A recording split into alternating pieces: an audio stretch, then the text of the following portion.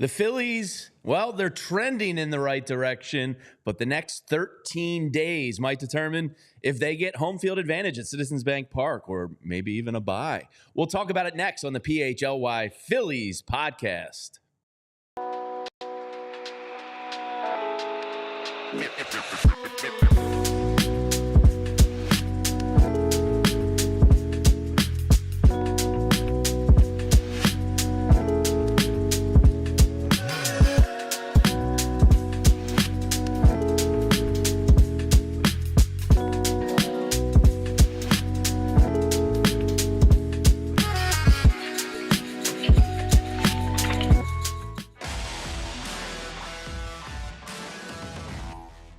Welcome into the PHLY Phillies podcast. Jamie Lynch, Renee Washington, Tyler Zulli here with you.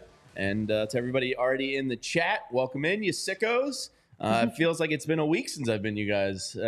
Thursday night I had the Eagles post game, and then I had a long family weekend as teachers returned to school today in Philadelphia, Renee. I know. Jamie, did you cry it was when just Addie walked out the door? A cold autumn air feeling slap in the face of, hey, get ready to solo parent again, idiot. Okay. Yeah, so it was that. But welcome. It's good to be back.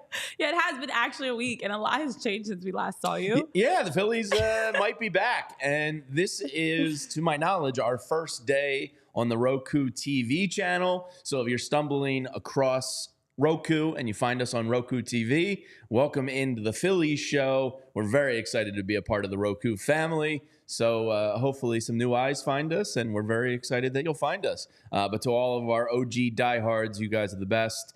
We got an event coming up, hopefully on the 29th, and hopefully we'll be able to hang out with some of you. We got $1 Miller Lite, $1 hot dogs, giving away some Phillies tickets. But Renee, it was overall a good weekend of baseball. You know, the Nationals came at the right time when the Phillies needed to beat up on somebody.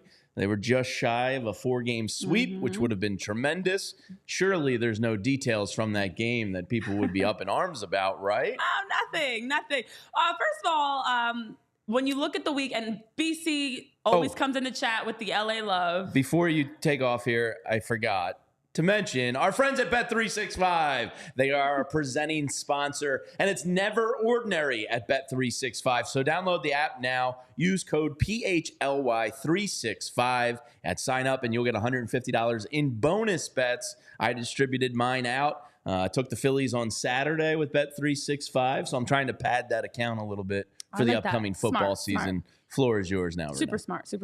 I was just going to say, for everybody, as we talk through our friends on Twitter, YouTube, Roku, those that are tuning in later on podcast platforms, when you really think about the last week, when I say so much has changed, it's not just Addie going back to work, the weather changing, all these things. Trey Turner's the player of the week. Correct.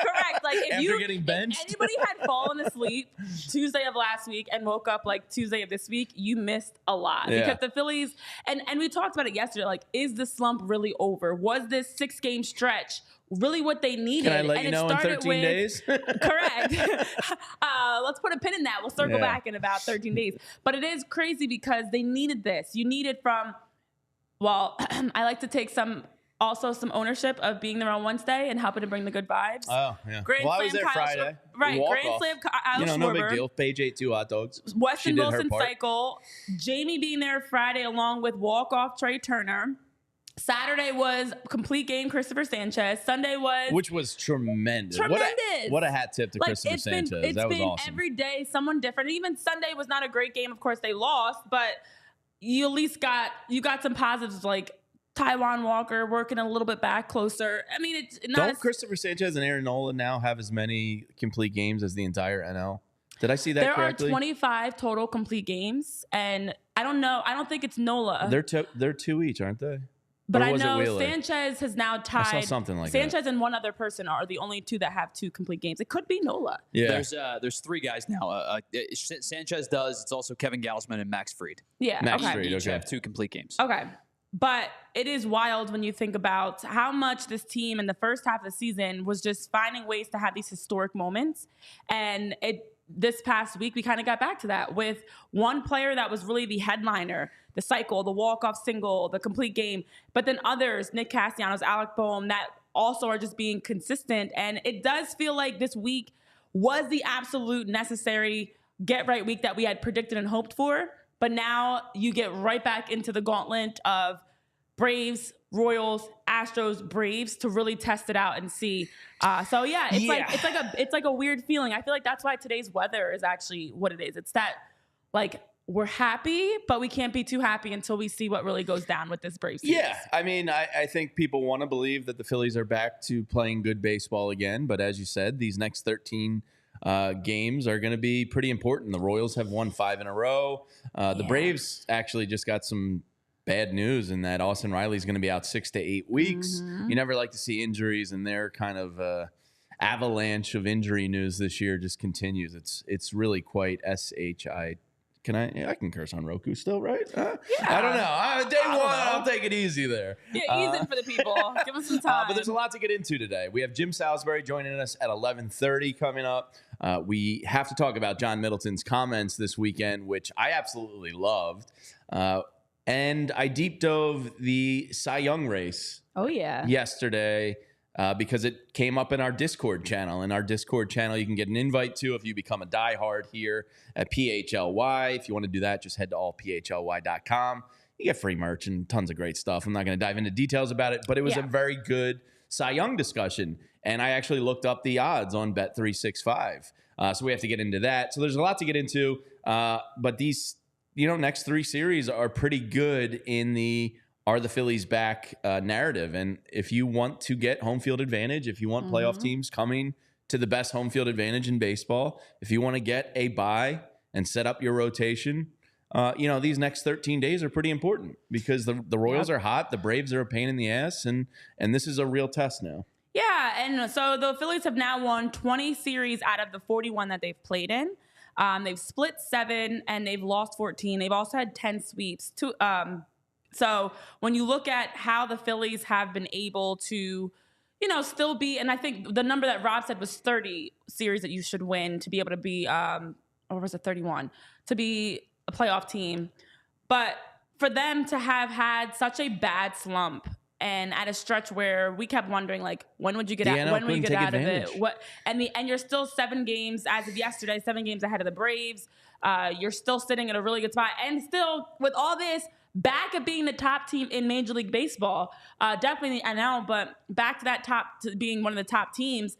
This is one of the things that's most encouraging because even when they were dipping, they still did enough to stay ahead in the race. They still did enough to keep their positioning. It's now we're heading into as school's getting going and the fall's here. I know, so sorry, just to remind you of that like this is it. This is the home stretch, and now it's time to fine tune some decisions, some game tactics, the pitching rotation, getting healthy. And I know we'll get into whether it's Hector Neris and pinch hitting, we'll talk about him. All these things that we have to talk about. But this is the time that to me is like, all right, the rest of the season you set things up. You've done the little things. It's the appetizer. This is where the entree's got to be ready. Like what we see from the Phillies over the next, not even just 13 days, but the next month and some change, it's 38 games left. Yeah. All right, we'll get into the nitty gritty of all that, but I want to start with John Middleton's comments because boy, oh boy, as a fan of the Philadelphia Phillies, John Middleton has been aces during his majority ownership. I love, back to 2009, 2010, I want my bleeping trophy back. And he had 2 comments over the weekend, one to Todd Zulli of MLB.com and another to Scott Lauber of The Inquirer. I loved both of them, to be honest. What John Middleton sells, I buy. He's backed it up in free agency. He's taken this team into a new stratosphere of spending money.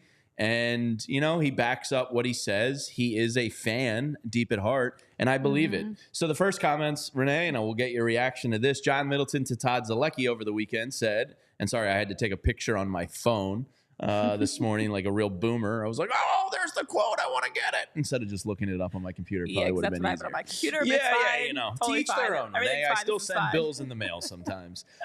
This quote to Todd Zulli, the Phillies may be a privately held business that we own, but it's not a private organization. It's a very public organization. It's a stewardship, and we have an obligation. We are accountable to the fans and to the city, and if you don't approach it that way, you shouldn't be an owner, in my opinion. Let's give that man a golf clap. I mean, talk about getting it. Like, that's just plain getting it. That is. You know, this isn't a bad ownership group. That is a guy that wants to compete and knows who he's competing for. And that's the people that fork over big money to go to that stadium. I was there Friday night, and $6 hot dogs and $16 statesides. It's an expensive product. It's very expensive. But we support it like maniacs. And John Middleton gets that, and he connects, at least with me. How do you feel about that quote when you hear it? Yeah, you know, I think what I liked about all of his comments as I was reading through them is it's him taking accountability all the way through. You're not pushing the blame. And I know you have his other quote. That's a little spicier. We saved that one for a second. But I don't mind it because you can't keep giving us like these flowery, sunshiny types of comments when a team is losing. Like, you have to, and that's one of the biggest things I know I've said all the way back to even last year in the playoffs of like, stop giving us the bull. Stop giving us what you think we want to hear. We don't want to hear that. If the team's not playing well, call them out. Be honest about it. And you don't have to do it in a way. We've seen some managers and front office in sports in general that take jabs that are more disrespectful. You're kind of hitting below the belt. No, this is the honesty of like, we're not doing well. And all the way through, including from the owners all the way through, it is our job to put out a good product for our fans. You can't expect, you have all these sellout crowds. You have all these people that are excited for the Phillies. I was there Wednesday, you were there Friday. We've all been down there at Citizens Bank Park, and even away games. Fans flock to follow the Phillies. This has been the hottest team in baseball. They've been fun to watch. And to have a stretch like they did, it's unacceptable to then continue to sit back and say, it will get better. We'll get through it. What are you actually doing? And I love that he was holding them accountable. Yeah, and here's the quote to Scott Lauber that basically, you know, that ownership and stewardship and to the fans and all that, that's great. And then you hear this after the team skid. And I got to be honest, people were like, oh, he threw shade at Rob Thompson. I was like, I don't think he threw shade. He threw the entire. It was not shade, first of all. It was full on. It was a full on sun. I don't even know what you want to call it. Like, it was not hidden. It was not discreet. It was at everybody. Everybody can catch this smoke. But read the quote and then. Yeah, John Middleton to Scott Lauber of the Inquirer said, on the recent Phillies 8-18 losing streak, it's a significant issue.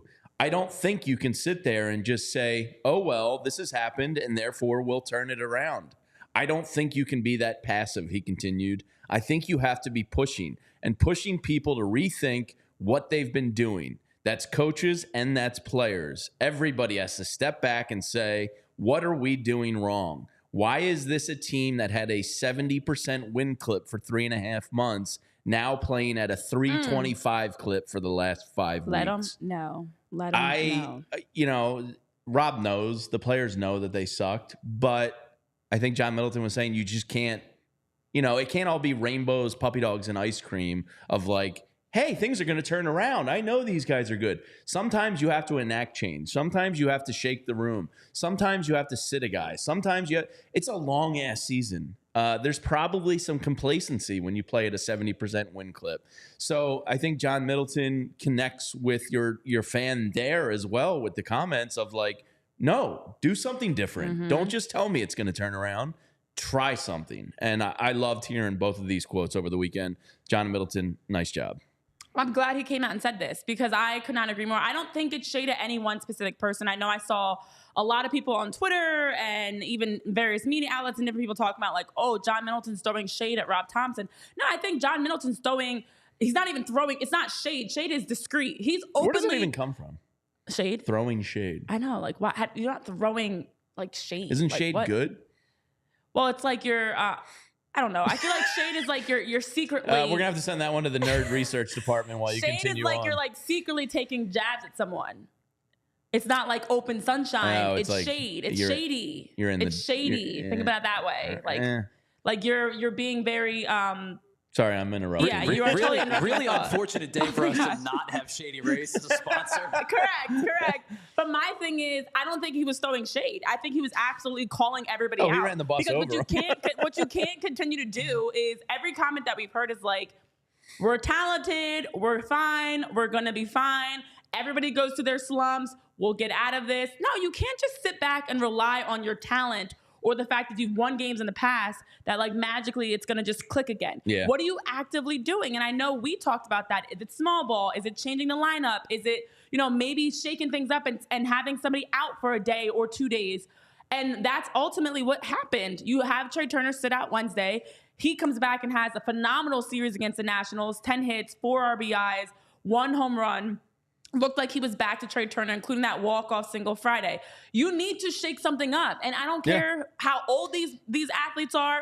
I don't care how talented, how much money they get paid. They're still people, and they still need to be held accountable if they're not performing at the level. So I'm glad John Middleton said this, because finally it feels like somebody is not giving us the sunshine answer, not giving us the politically correct answer. Yeah, no, we don't want to baseball. hear from the players. We don't want to hear from Rob like, oh, everything will be fine. No, it's not fine. Yeah. Like, you're getting beat left and right, all up and down and around the country. Some would say John Middleton's not living in denial. And if you're not using the Game Time app right now, then you're in denial of the best prices out there, whether it's concerts, comedians, sporting events, whatever the event is that you want to go to, Game Time has got your back. My mother-in-law used Game Time to take my girls to Raffi at the Met.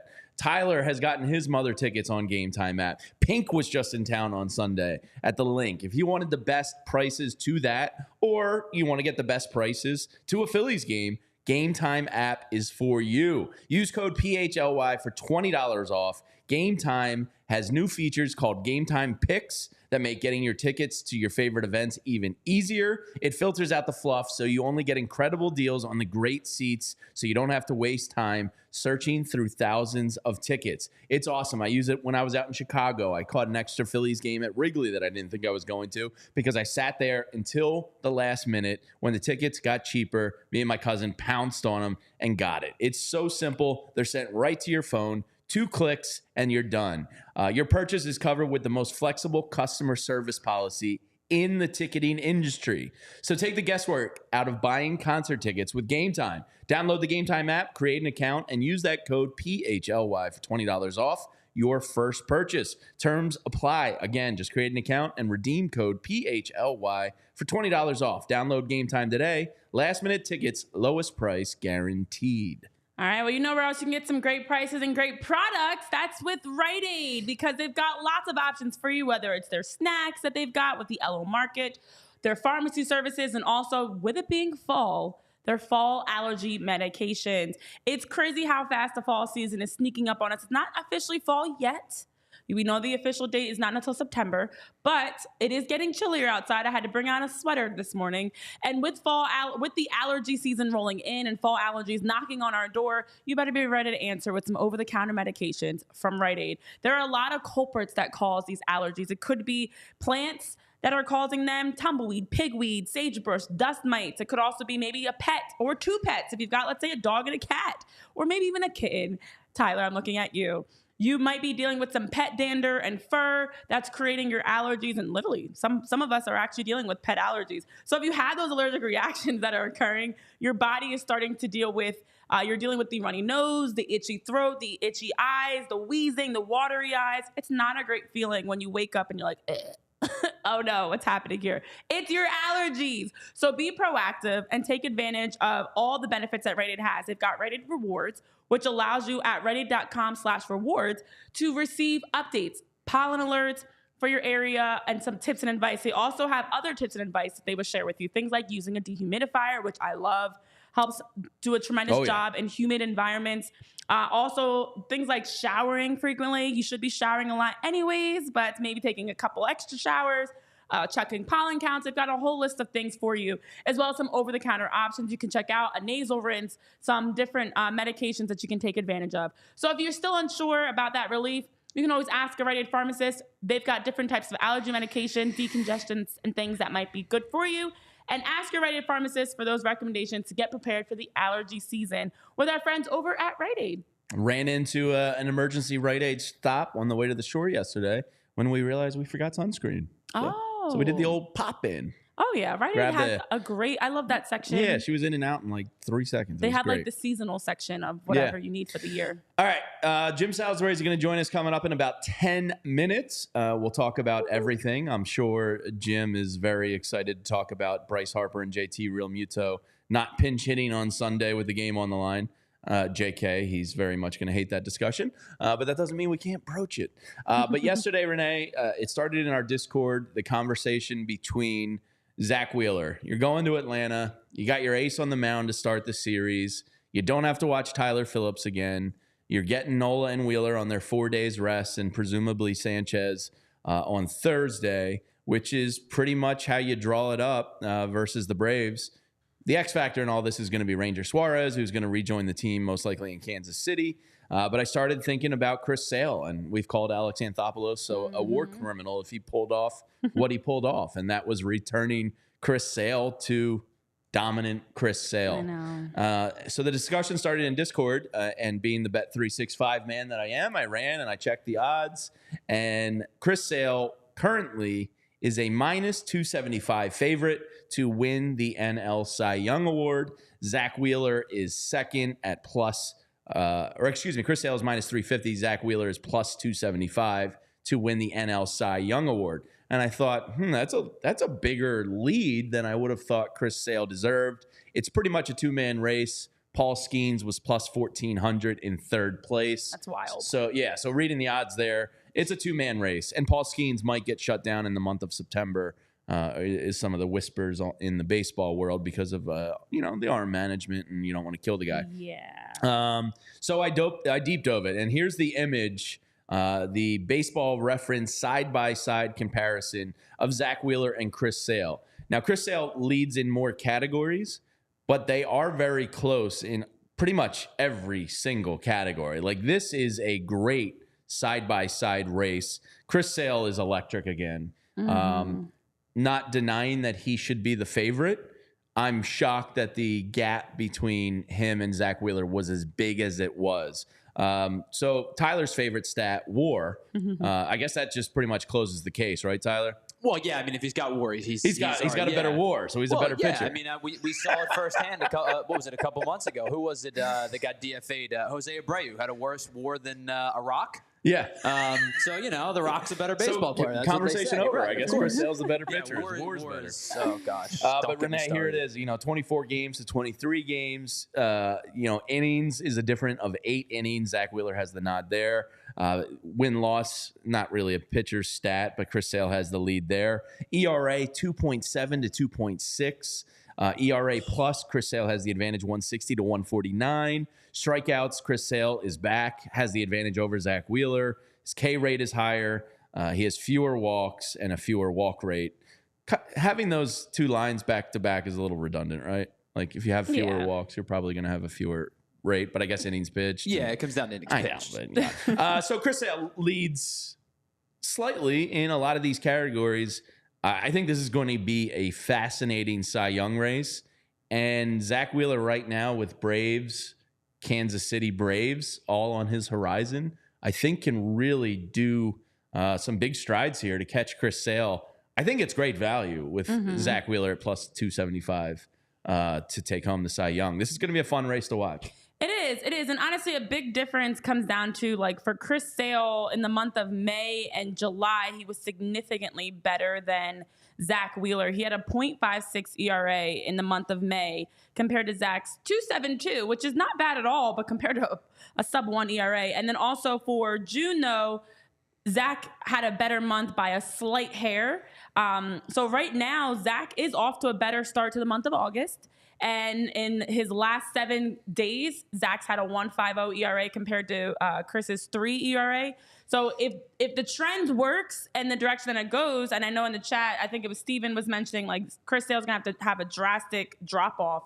But there's a lot of meaningful baseball left. There's baseball. Like, and with the amount of injury that the Braves have had, this is where it's like, determined. This is absolutely where it's determined. So they both had their slow month of June, and a drop off for Zack as we dealt with the slump for the Phillies. He was impacted by that as well. So if Zack can continue with how he started off the month of May in the 2 games that we've seen, August, in the 2 games that we've seen him, who knows? You can tighten that race up a little bit more. And if you're able, I don't know what like those final determining factors are, but if you're able to help the Phillies and you're winning games and your ERA continues to be as low as it started for this month. I plan on asking Jim about this. I'm sure he voted in a lot of these. So, when he has guys that are neck and neck like this, I wonder what their determining factors are. Tyler, can you flash that image again one more time? Don't these guys look alike? Look a lot alike? I've been thinking this. I didn't want to say it. I didn't want to say it. Very similar kind of Tyler Zulli vibes. Like the beard. Tyler, if you put your face up next to them, I think the 3 of you could be like brothers. He can put his face up next to them. Yeah. Yeah, but he doesn't want to. Do I really want to do that is the question. They actually do look alike. And I've been thinking this. Chris just looks like a little bit older. Like he's the older brother, clearly. Like around the eyes, it's Zack's giving. the middle brother, yeah. And Tyler's the youngest, but like and there I he is, actually the third brother. Is it just flat-brimmed guys with beards all look alike? I would like to see them with their hats off. It might not be the same, but I have hair. Zack Wheeler doesn't have hair. That's true. But that's why you're the younger brother. That's why you're the youngest. Yeah, because you haven't balded yet. Yeah. Like they have. You haven't been hardened by life. Yet is the key word. But also, listen, it's a baseball family. Chris, Zack, and Tyler sounds pretty accurate. That sounds wait till the baby's born, then we'll start to have a conversation. But that struck me when I was going over this. I was like, wow, these guys are fairly similar. They looking. actually do look a lot alike. It's kind of weird, and I didn't even think about Tyler in there too. Tyler, you look like a lot of people in the baseball world, apparently. But it is kind of. I don't know if that means one of 2 things. Either baseball. I look like I was a baseball player. What percentage of ball players have beards or facial hair?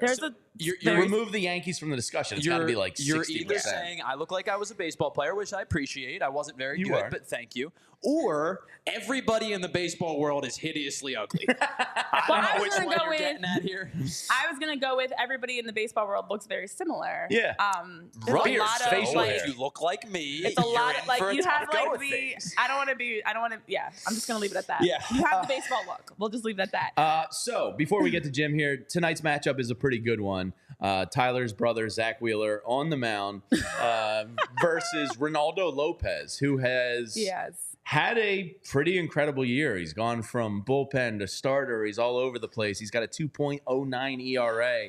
He leads baseball in terms of average with runners in scoring position. He's back now as a starter with some more injuries to their rotation. They need him to kind of be this guy going into the playoffs for them. Yeah. And, one of his first tests back to the rotation is Zack Wheeler. So this is a pretty tremendous matchup tonight at 7:20. I got so accustomed to the 6:40 starts that the 7:20 starts really kind of chapped my ass. Well, if they tried to make a game 7 or 6:40 in Atlanta, no one would be there for first pitch. Traffic in Atlanta is miserable. Are people at these games now? Because there was a little period there when the Braves were out of it. I would imagine so. People stopped going. I think now they'll go, especially since they're playing. You think the they're back? Yeah, and then Aaron Nola versus Max Fried, another tremendous one on Wednesday, and then of course we assume Christopher Sanchez on Thursday versus Spencer Schwellenbach. But Renee, tonight's a good one. Always nice to get the day off, recharge before we head into 13 days of straight baseball. Yeah, and that's what I'm excited for. And I love the fact that with this day off, it allowed for the starting pitching to reset with Zack, Aaron, and Christopher Sanchez. And you don't have to see, I know Tyler Gilbert got the call up in place of Tyler Phillips. You don't have to see him yet. He's not scheduled to take a turn in the rotation quite yet. So I like this matchup going up against the Braves, who, as we keep talking about the injuries, you don't have to see Chris Sale. You start things off with Ronaldo Lopez. And it's a nice chance for them to see what they've got. And we like to win. So go out there and win. Beat up on the Braves, take this series. And I'm just excited to have a seat at the table to watch it all go down. But you know where you can have a seat at the table to watch yourself win games? It's with our friends over at Bet Parks. That's right. With Bet Parks Sportsbook, you have a seat at the table with a live dealer for all your favorite classic casino games right on your phone right now. I know people that are like, I'm at the casino right now. And I'm like, no, you're not. You're sitting here with me. But they're on their phone at the casino. That's crazy to me. You can play a ton of games like live roulette, blackjack with a live dealer, plus play hundreds of exciting online slots. You don't even have to go to the casino these days. In 2024, the casino comes to you with BetParks. And we are proud to recommend BetParks as the only online casino and sports betting app that you can use. And with the summer months, maybe you're taking those last trips to the beach. Maybe you are traveling to see the Phillies on the road against the Braves. Maybe you're headed for a nice road trip or just hanging by the pool, get those last campfire days and things like that. You can also bring the casino with you. Take advantage of that downtime. And with the BetParks app, they also have lots of ways to bet, whether it's on PGA Golf, where you can bet players, matches, top finishers, and more. But they also have a lot for you with odds, bets, slots, and games right in your pocket, and a great offer for new users. Because for new users, when you download the BetParks Casino online casino and sportsbook app right now, get up to a $1,000 casino bonus back if you're down in the first 24 hours. So if you sign up and within 24 hours, you can get that bonus back. The casino bonus must be wagered, but head over to betparks.com for details. Of course, you've got to be 21 and in Pennsylvania, New Jersey, Maryland, Ohio, or Michigan. If you've got a gambling problem, call 1-800-GAMBLER. You love to play, you play to win, you bet at BetParks with the BetParks app that you can download today with all the action and excitement from the casino at your fingertips. Yesterday, I drove by the TrueMark Financial headquarters right there in Fort Washington, and I thought, oh man, they got a pickleball tournament coming up. I have never played pickleball. I'm looking forward to going out there with some of the members from here from PHLY. But TrueMark Financial Credit Union is an institution in the area. They're headquartered right in Fort Washington, and they have locations all over the Delaware Valley. They're hosting a charity pickleball event to raise money for financial education in our local communities, which is such an important thing. As somebody that ruined their credit in college because I was young and dumb, financial literacy is very important, and the younger you can start kids on learning about it and what is important with your finances, the better we all are. So for those of you that have been out to maybe the golf outing and remember our friends from TrueMark, this is to benefit their foundation charity. The event is September 7th at the Upper Dublin Sports Center in Ambler, PA from 1:30 to 5 o'clock. It's a round robin, meaning it's a fun, non-competitive event. They'll have certified pickleball pros on site to overview and help you learn more about the game. Paddles and balls will be available to use for free. The cost to play is $50, but again, that's to benefit the charity. All players get a swag bag from TrueMark and PHLY. And if you want to get your company involved in sponsorship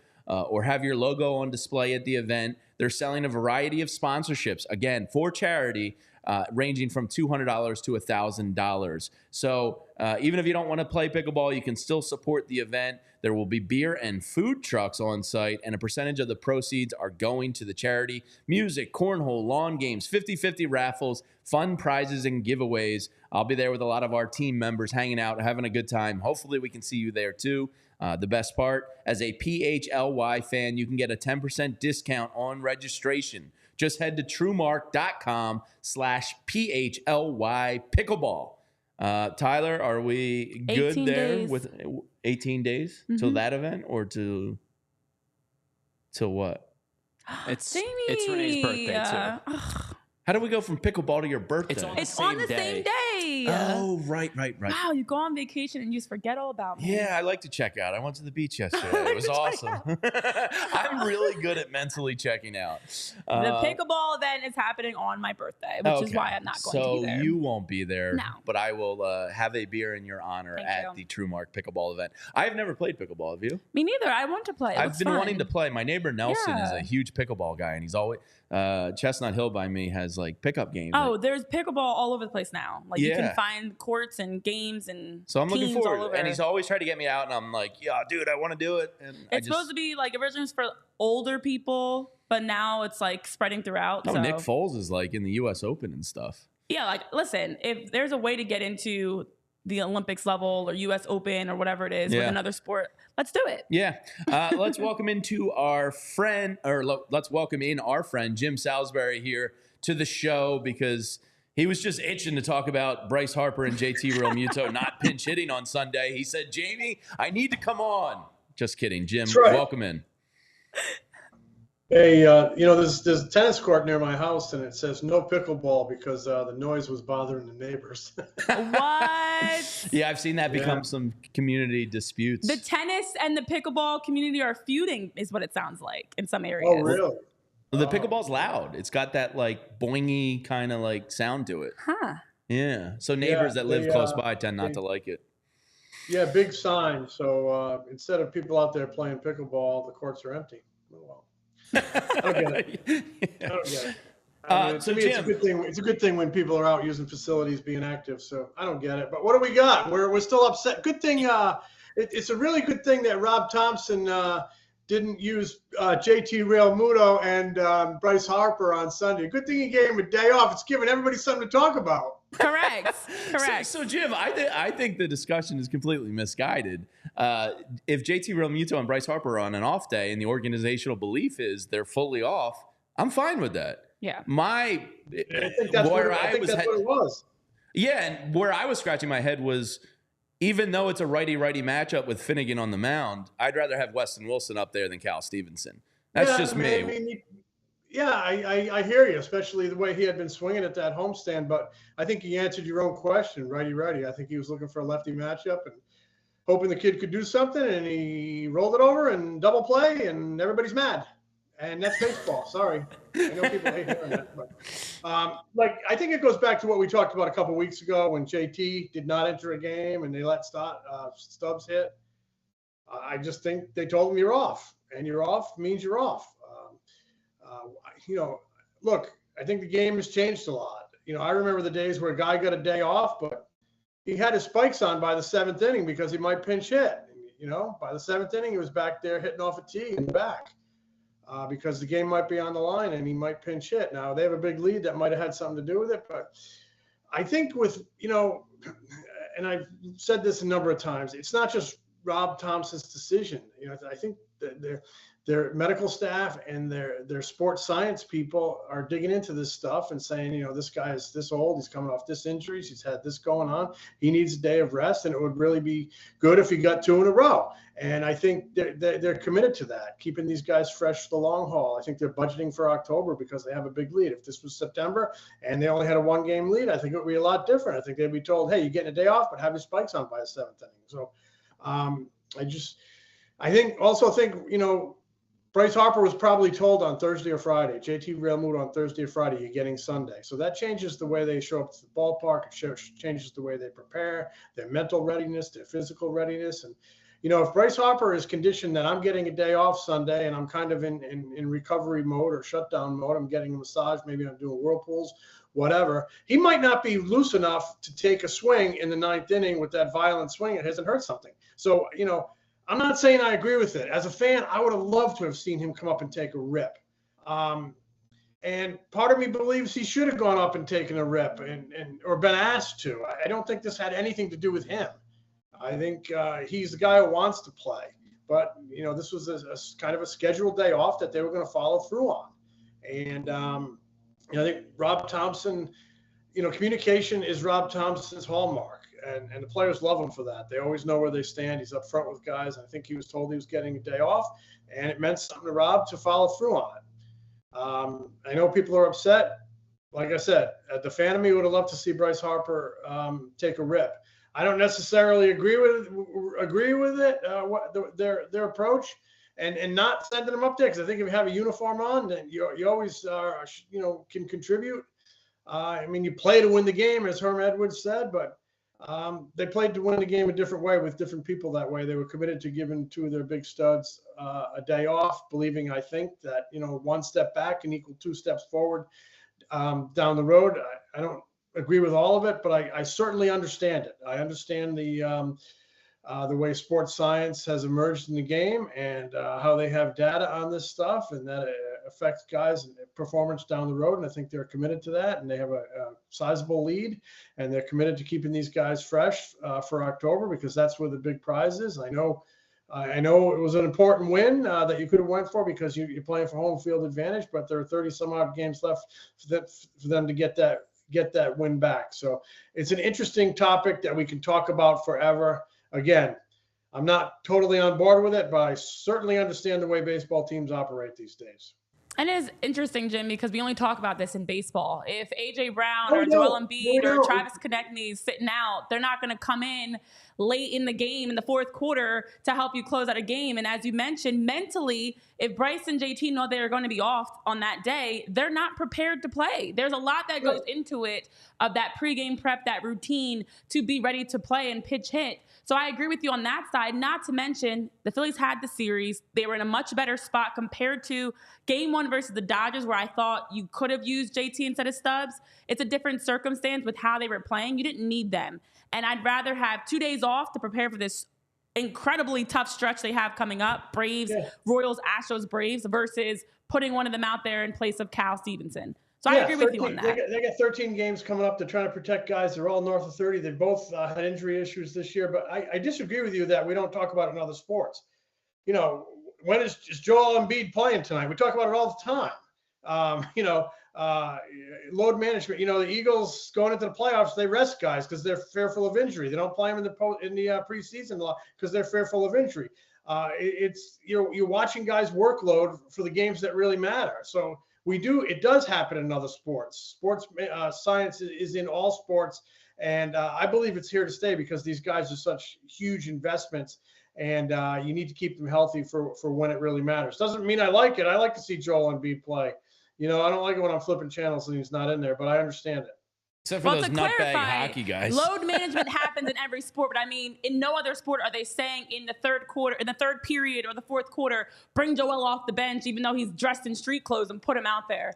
But it's a little different, but it's the same concept. It's the same concept. It's a little different. But everybody dislikes load management. Agreed. And that part.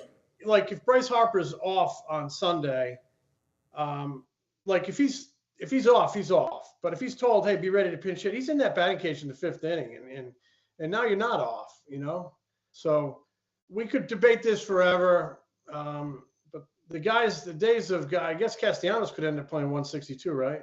Wants to. Yeah, he's definitely trying to. The days of that happening, and I always respected guys who went 162. They're really they're kind of dwindling because the guys are such huge financial investments, and they got to keep them healthy, and they're smarter than they've ever been on the science side. So that's that. So definitely. Jim, you're a longtime Baseball Writer Association member and voter. I think what we have here in this next month between Zack Wheeler and Chris Sale is going to be an absolutely fascinating Cy Young race. Chris Sale, I believe, has never gotten one, if I'm not mistaken. And neither has Zack. Both have been deserving, worthy, whatever you want to call it. As a voter, when guys are neck and neck and their comparisons stat-wise are right there, they're both at the same areas of everything. How did you decide? Is it a big game in early September? Like, what is the difference maker as a voter when you have two guys like this? It might be a big game, might be performance of big games. You remember when they used to pick the field in the 64-team field in the NCAA basketball tournament? They used to put a real heavy emphasis on how teams finished, you know, down the stretch. I always, as a voter, really put a lot of emphasis on down the stretch, second half, big games, pennant race, how they performed when the heat was on. And you're right. These two guys, I think, are kind of like in a dead sprint to the Cy Young. I'm sure they both want it. Zack Wheeler's on the record as saying he wants to win one. He should have won one in 21, was it, when Burns got it? I mean, he pitched the equivalent of like 6 more games than Burns when you looked at the innings. He's got a slight edge in innings on Sale, maybe 8 innings, but Sale's got a sizable edge in strikeouts. They're 1-2 in ERA. They're right there in WHIP. They're both having great seasons. Sale's been good. Sale's been good for a long time, right? I think he's had like 12 really, really good starts. Zack had a little blip in the middle, but he's had 3 great ones. I think this is a jump ball, and performance down the stretch is going to determine it. And I think a lot of voters share my belief that, you know, how you finish in big games really can be kind of a separator and a difference maker for a lot of guys. So that's too tough to call right now, and it's going to be entertaining as hell because I think they both really want it. Definitely. Well, on the other side of the ball, as we look at some consistent quality performances, Alec Bohm. I know you mentioned Nick Castellanos. Nick and Alec have been two of the guys that have been consistently stepping up and providing whatever the team needs. Alec Bohm with his 34 consecutive on-base games. The record is set by Mike Schmidt. Okay, the club record of 56 consecutive games from 1981 to 82. 56 games with 56 RBIs, 17 home runs. Hard to catch that. But Alec Bohm this season is on a fantastic stretch of Mr. Consistent and getting plays, RBIs, on base whenever the offense needs it. Curious your thoughts on just how well these two, and we don't talk about them as much because it's not flashy. It's not, a walk-off single or a cycle, but it is consistent in what this team needs to raise that tier of stars that they have in someone like Alec and Nick. Yeah, well, to score runs, it all starts with getting on base. That's why I'm not a big fan of the ghost runner, because to me, one of the greatest skills in the game is, when you step in the batter's box, your goal is how can I get to first base? So with the ghost runner, we're going to hand you not only first base, we're going to hand you second base too. That's one of the reasons the purist in me doesn't really like it. But getting on base is such a valuable skill, because that's how you score runs. And we've seen it time and time again with Bohm. He's had a terrific year. He's a very good hitter with runners in scoring position. He really kind of tailed off in July. But what did he drive in? Like only 3 or 4 runs in July? Something like that. Yeah. Yeah. And he's still like up in the top 3 or 4 in RBIs, or he might even be number 2 in the league. So yeah, he's had a terrific season. His improvement has been remarkable. And Nick Castellanos, you mentioned him. After the first 2 months, he's been very consistent performer for this team offensively, and his defense has improved. So, both of those guys have been, for the most part, after the first 2 months, Castellanos very consistent, and Bohm consistent pretty much the whole season. Now, and the lineup did come alive during this last homestand. That's kind of what I think they need to continue, because the starting pitching also came around on this homestand, which is vital, and everything starts with starting pitching. But I am a firm believer that when you give a starting pitcher a little cushion, it changes his mindset. He's a little more comfortable, a little more confident on the mound. He's not pressing, he's not gripping the ball, not feeling like he has to do it all himself. And I think we saw that on this homestand as well. So they work symbiotically. You get some offense, I think it puts your pitcher in a good frame of mind, in attack mode, and it benefits your entire team. But Castellanos and Bohm, really good seasons, really strong seasons, and they need to see continued success from both those guys down the stretch here. Yeah, as you mentioned, 5 RBIs for Bohm in July. He's already at 12 currently in August. He is still number 1 in the league for doubles, top 10 in RBIs, and also in hits. So, yeah, he's been tremendous. Jim, last one for you. An old friend of the Philadelphia Phillies organization was just DFA'd out in Chicago. Jesse Rogers, somebody that covers the Cubs, because I thought it was weird they DFA'd him and not just reassigned him, said just kind of miscast here with the Cubs. Wasn't really a closer, was kind of thrust into that role. When you look at his numbers, and that's Hector Neris, when you look at his numbers, ERA is fine. He's got 46 strikeouts over 44 innings. His whip is kind of wild. It's a 1.523. We all know he liked to put guys on base and kind of give you those heart palpitations late in games, but he was able to get out of it a lot of times. Hector Neris could be playoff eligible. He has 11 days to get on a roster. Would you have any interest? Would you kick the tires on somebody like that? Depends who I was getting. If I was getting the good Hector, I would. Like, he had that great year last year in Houston. If I was getting Hector nervous, I'm not sure, because he could make you nervous. The way the Phillies bullpen is going, they've really kind of hit a little bit of a tough spot in the second half here. I would consider anything, Jamie. And I'm sure they'll talk about it. They talk about every player. They talk about everything. He's out there. He can be had. He can be playoff eligible. I would definitely talk about it. Maybe not in the closer's role. I mean, there's some couple of red flags. Strikeouts are down a little bit. Walks are up a little bit. But relievers, man, they can turn it around in one day with one good performance and have a great month. I would talk about it. I don't know where they are on it.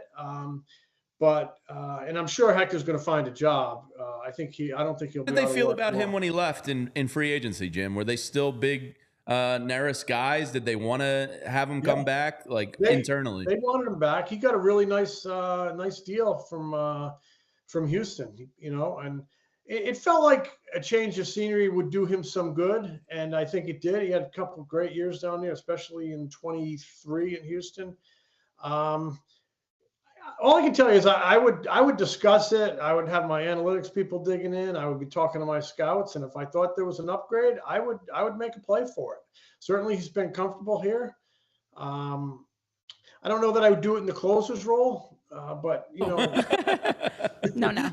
Yeah, I don't think they have to. Obviously, Yeah, exactly. I'm getting into my 40s. I can't handle that, Jim. Yeah, they have Estevez, but you never know what you might catch in a reliever. But I think he's going to probably have some chances to go somewhere. He'll be pitching for somebody. Too many teams have ups and downs in the bullpen. Too many teams are always looking to roll the dice on somebody, especially someone with experience. Very valuable in the cauldron of September, October baseball. So we'll see. All right. Yeah. Awesome. You can check out Jim's writing. Just had a great piece on the late, great David Montgomery up on allphly.com. So if you're a diehard, please check it out. It's great stuff. Jim, any final words as you leave us on the weekend that was for David Montgomery and the alumni weekend and all that great stuff that happened? I just I thought it was a great honor for a great man. That he's on the Wall of Fame. It's where they put great baseball men who've impacted the Phillies, and he was a great baseball man who impacted the Phillies, and he was also a great man, community servant, dedicated to his town, his team, and I just applaud the move wholeheartedly. And it was Lonnie's nice to see angle. I know. Yeah, that was really cool to see. That is so cool. Yeah, because he wanted a ballpark with some quirks in it, and they designed that little angle, and then I'll never forget the day JT hits that inside the park home run off that angle in 2022 against the Braves in that division series clincher. And John Middleton was talking about how David wanted that angle there to create exciting plays. And John Middleton said he's smiling on us today. So, yeah, this weekend the organization smiled back on him. So it was really nice. Yeah, great stuff from a great organization. Jim, we always appreciate your time, and we'll catch up again soon. All right, I'm gonna take the rest of the day off and go golf or something. I'm not going to put my spikes on, and I'm not going to pinch hit. I'm going to awesome. You guys can talk about it. Yeah, we'll be right. Exactly. All right, Jim. We'll see you soon. See you, Jim. Always great catching up with Jim, and it's a great piece on David Montgomery. Definitely. Real quick before we buzz around Major League Baseball and Williamsport, and there were some Hector Neris numbers I had for you. I have some LaSalle baseball news for you. But really cool weekend for alumni and David Montgomery and all that. So it was really cool to watch all that stuff and all the great alumni back in town. It was beautifully done and executed so well of how they were able to bring everybody back together, having guys on the broadcast, seeing all the pregame activities and festivities, and have them mingling with fans around Citizens Bank Park, signing autographs. I loved it. Something I do want to add on Hector Neris. Yeah, because our buddy John Stolnis put this tweet out, so I'm not taking credit for that part of it, but he tweeted out, does a fantastic job. Hector Neris he's got a 3.89 ERA. He's blown 5 of 25 save situations this season, and he's got a career worst strikeout and walk rate of 23.1% and 13.3% respectively. So yeah, his whip is wild. I mean, he's going to put guys on base. He's going to make your heart palpitate. See the numbers they'll have to comb through of whether or not it's worth the risk. But if it's I know people are saying like a Jose Ruiz. Yeah, I mean, it's a low leverage arm. You're not bringing him in to be your 7th, 8th, or 9th inning guy. Is he better than some of those low leverage arms? And that's what the Phillies will determine this week. The bullpen's been taxed lately. I'm definitely Might not hurt deep diving it if I work in the Phillies front office. Can't hurt. And looking at every game and velocities and rotations and looking all at that the stuff. ERAs and the just the way the bullpen has been lately doesn't hurt to at least entertain the conversations and see. Yeah. All right. We're going to buzz around Major League Baseball. I got some LaSalle baseball news for Renee. But first, I want to give a quick shout out and good luck to my alma mater, the Council Rock Little League team, Newtown, Pennsylvania. A do-or-die game today at 3 o'clock versus Hawaii.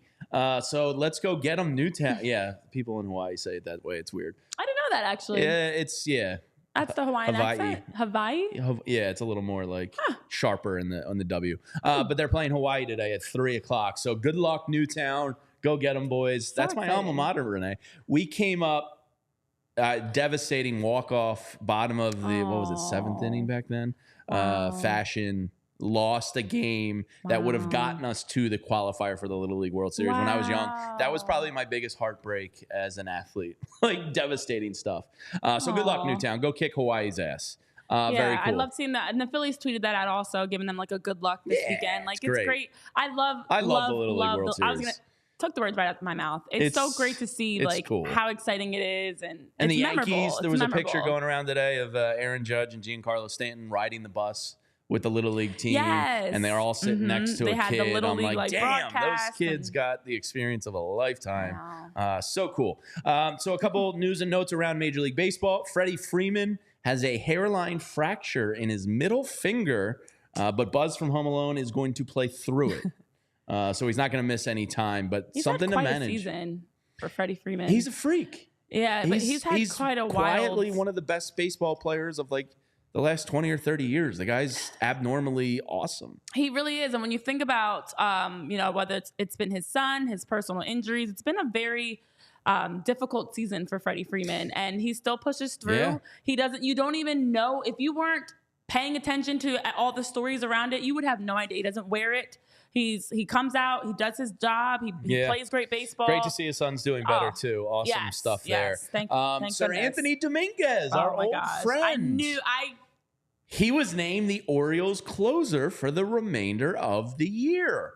Bold strategy, Cotton, as he replaces Craig Kimbrell. Now, the Orioles have some sick, perverted kink for just getting all ex-Phillies. I don't know what they're doing, replacing their closer of Craig Kimbrell with Sir Anthony. But good luck to you, sir. Sir Anthony, can you please just save those blown saves for a World Series matchup with the Phillies? Because that would just make it chef kiss. So, Sir Anthony Dominguez, I've been hearing this from all the Orioles people that I know. Blew a game, no big deal.